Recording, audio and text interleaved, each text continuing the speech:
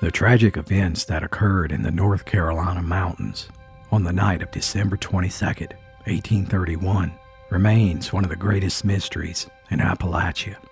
Almost 200 years later, we still don't know exactly what events led to the murder of a 19-year-old husband, except that his 18-year-old wife was charged with the crime and became the first woman executed in the state of North Carolina and left behind an infant daughter who would never know either of her parents.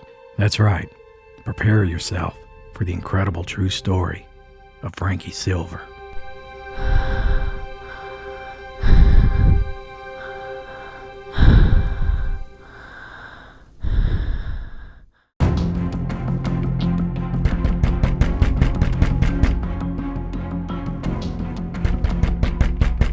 Mr. Tom, come quick. Please answer the door.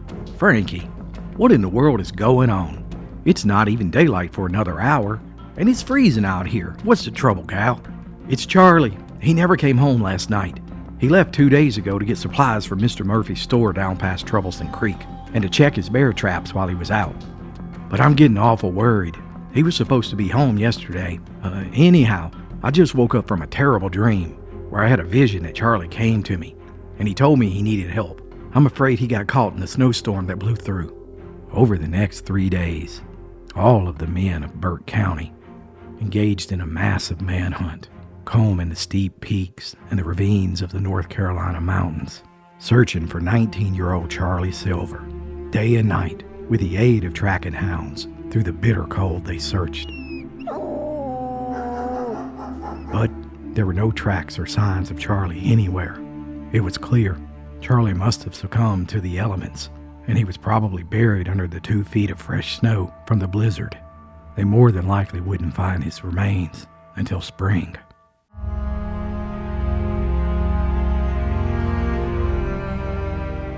The men finally set out to the young wife's cabin to break the news. Charlie's wife, Frankie, was just 18 years old. She was a beautiful girl, and in many ways, she was still adjusting to her role as a homemaker, since her and Charlie had only been married for about a year, but they already had a newborn infant. And here we were, just 3 days before Christmas, and her husband was presumed froze to death. The men filed into the cabin, and after sharing the morbid news, they decided to spend the night until morning before setting out on the trip back home. Most of the men slept on the floor that night, huddled around a small fire that Frankie had built and burned all night long. By the time the morning arrived, the men were enjoying a last hot meal before they set out, when something caught Mr. Tom's eye. There in the fireplace, mixed among the coals and the ashes of the fire that burned the night before, appeared to be bone fragments from an animal, possibly the remains of a squirrel or a rabbit, he thought. However, as he looked closer, it was clear there were many fragments, and they were from a human hand. Tom dropped his plate on the floor and he quickly rose to his feet. "Look here, fellas. There's some bones and greasy ashes in the fireplace." Taking his boot and kicking at it revealed even more remains of human fingers. The men began questioning the young wife, when suddenly another man yelled out, "Look here, boys. There's red stains on the floor, and I can see a pool of blood as big as a hog's liver underneath through the cracks of the floor."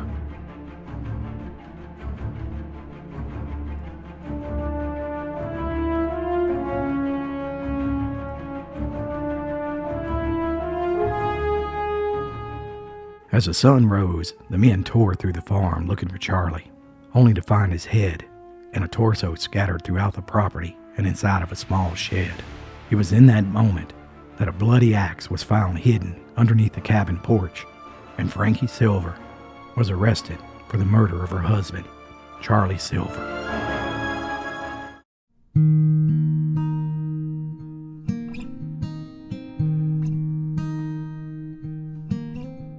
Charlie had been the only son of Jacob and Elizabeth Silver. Charlie's mother died while giving birth to him, and his father Jacob would remarry. Therefore, Charlie had many half-brothers and sisters, and it was Charlie's half-brother Alfred who gave the most quoted description of him.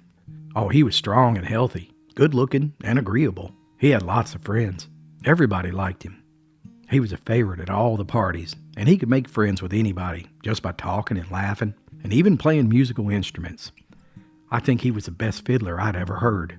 Indeed, Charlie had taken after his father, and he was very strong, 6 feet tall, dark hair, black eyes, and a fair complexion. Frankie Stewart had come into the Burke County, North Carolina mountains at the age of 6 years old. Coincidentally, her parents settled on one side of Black Mountain. The other side of that same ridge was settled by Jacob Silver and his family 20 years earlier. Folks described Frankie as a mighty little woman. She had fair skin, bright eyes, and she was counted as being very pretty. She had charms, and many folks never saw a smarter little woman, and she was a hard worker too. Heck, she could spin 3 yards of cotton in a day on the big wheel. So it would seem at first glance that Charlie and Frankie were meant for each other, the perfect couple, when they settled down into their own little cabin in 1830. But there was a dark side to the mountain lifestyle during these days. Many old-timers say on the night of December 22nd, 1831, Charlie had been sent to get the Christmas liquor. But on the way home, he did what any 19-year-old would do. He took a few nips. It got to tasting mighty good. So he took another nip. That was even better. And by the time he made it back to the cabin, he arrived home to a complaining wife and a screaming baby. You're not putting up with what? I am talking to people. I am out of... Suddenly, Charlie was in a foul mood. The combination of an irritable young wife, a screaming baby, and a belly full of liquor was a volatile combination. Things soon turned ugly. Charlie picked up his shotgun and without thinking he shouted, "So help me, Frankie, if you don't shut up, I'm gonna shoot both of you." Now, he probably didn't mean it, but Frankie wasn't about to stand around and find out. In the blink of an eye, she picked up an axe. "No," she screamed. "I won't let you hurt me or my baby." And she swung the axe. Was it alcohol-fueled rage, a lover's quarrel, or cabin fever? One thing was for sure, Charlie was dead. And there she was, 18 years old, with an infant screaming in the crib, and her husband lying in a pool of blood.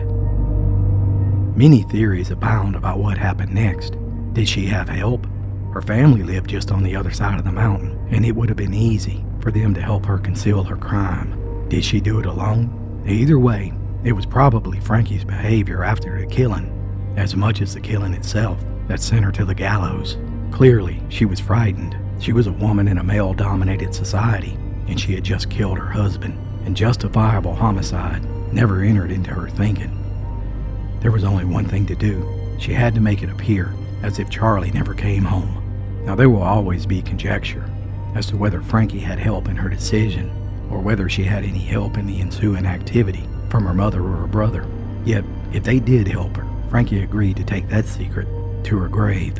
One thing that is certain is the dismemberment and the burning of Charlie Silver was begun that very night.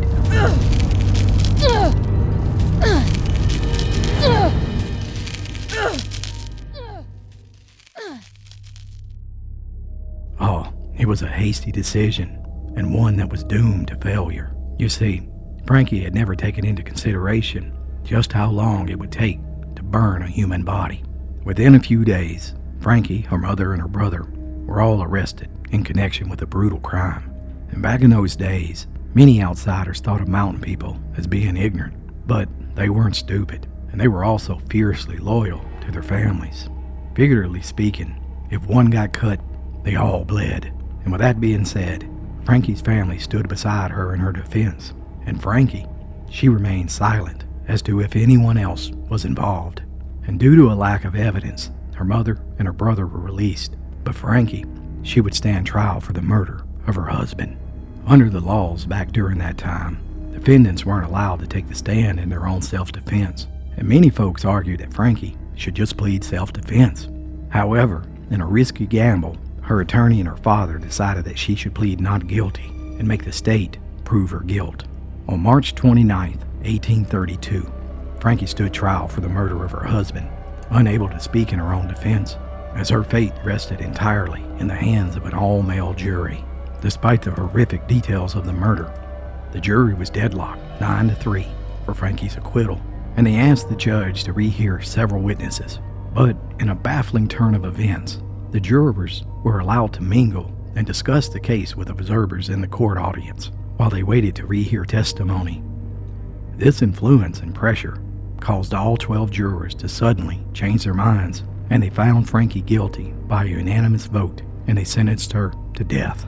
Although many of the community suspected that Frankie was the victim of abuse, and she wasn't without her supporters, 34 women from the community signed a petition to set her free. But the governor refused to grant a pardon, and that was after 7 members of the jury signed a petition saying that they didn't even believe she should be hanged. But the governor made no response. Soon thereafter, Frankie's father bribed a jailer, and he broke Frankie out of jail. And as a disguise, she dressed up in men's clothes. She even wore an old felt hat. And several days later, the sheriff spotted Frankie's father's old hay wagon, and he instantly recognized the woman's face. "Where you going, Frankie?" the sheriff said. Frankie replied in low a voice as she could muster, "Well, thank you, sir, but my name is Tom." Yet foolishly, Frankie's uncle, who was also in the wagon, said, "Yes, sir, her name is Tom." And just like that, she was taken back to death row. Finally, Judgment Day came. People came from miles around to witness the hanging. Frankie's last request was a piece of cake, which she ate while the noose was being placed around her neck. Moments before she was hanged, the judge asked her if she had anything to say. Frankie looked over at her family, and she suddenly spoke up. Yes, I do." But as soon as she started to speak, her father hollered, "Let it die in you, Frankie. Let it die in you." So she closed her mouth, and she never said another word. Instead, the black mask was pulled down over her face, and she was hanged July 12th, 1833. Did Frankie really kill her husband? Or was it her family who sought revenge for Charlie's abuse of Frankie? Why did her family stop her from saying her last words? One thing is for sure. After Frankie's execution, her family became cursed. Her father was killed by the falling limb of a tree, and her mother died from the bite of a copperhead snake. And soon thereafter, her brother moved to Kentucky, where he was tried and convicted as a horse thief and hung. Many folks are convinced, even to this day, it was Frankie who reached from beyond the grave to punish the real killers.